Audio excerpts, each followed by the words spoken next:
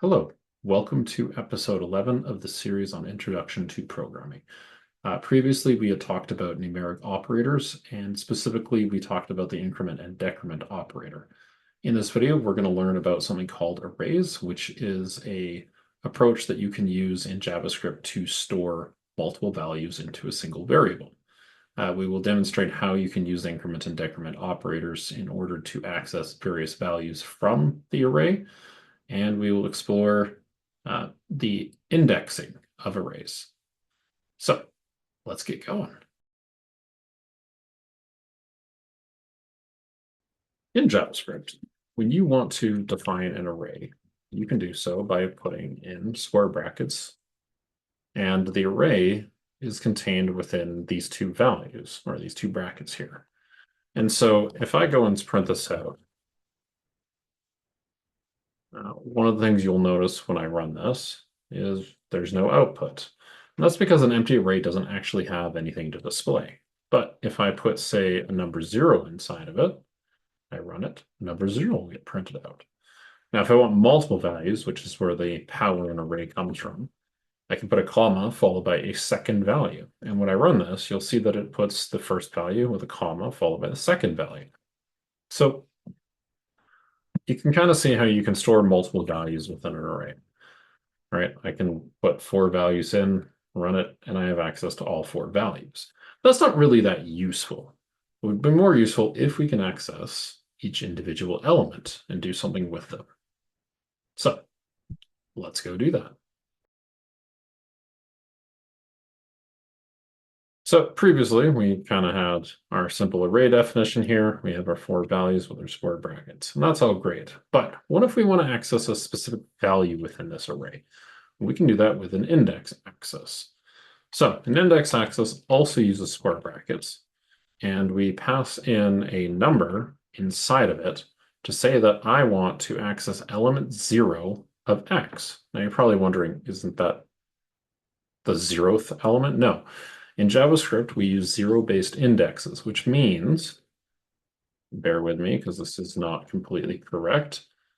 If I go and change this to A, B, C, and D, and I'll just space this out.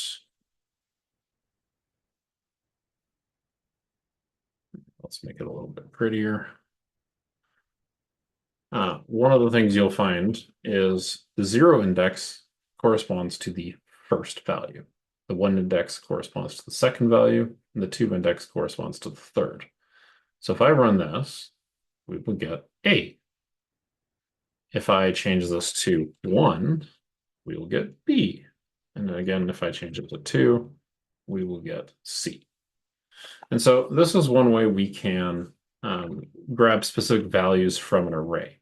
We also can assign values to an array. So for example, if I want to say number 2 should be hello instead of B, or instead of C, I run this, it'll spit out hello because it'll have reassigned the second index with hello. For example, if I just spit out the whole array after, you can see that it'll say hello, and then it'll say AB hello D, right? So both accessing values and writing values back, you use this square bracket operation immediately following your array variable to manipulate those values.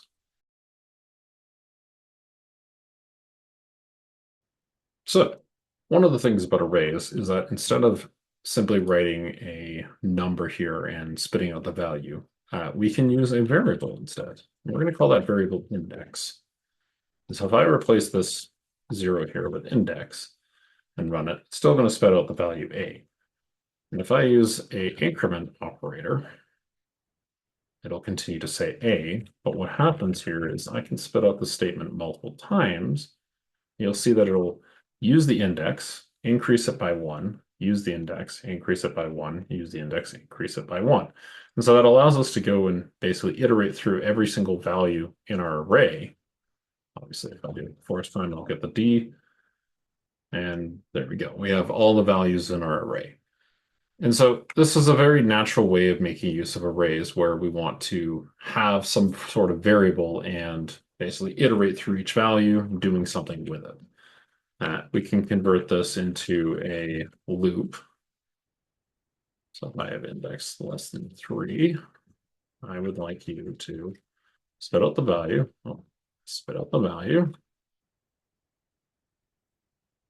And increase the index by 1 each time. Obviously, once the index gets to 3, or gets bigger than 3, it'll go outside of this array, and there's no longer a value to spit out, so we should exit out of our loop. So again, if I run this, I guess I need to go up to 4, or go until 4, and then I leave. It'll spit out all of the values here. If I, for example, remove this and try and access the array without, it'll spit out this value called undefined because the fourth value in our array has not been defined yet.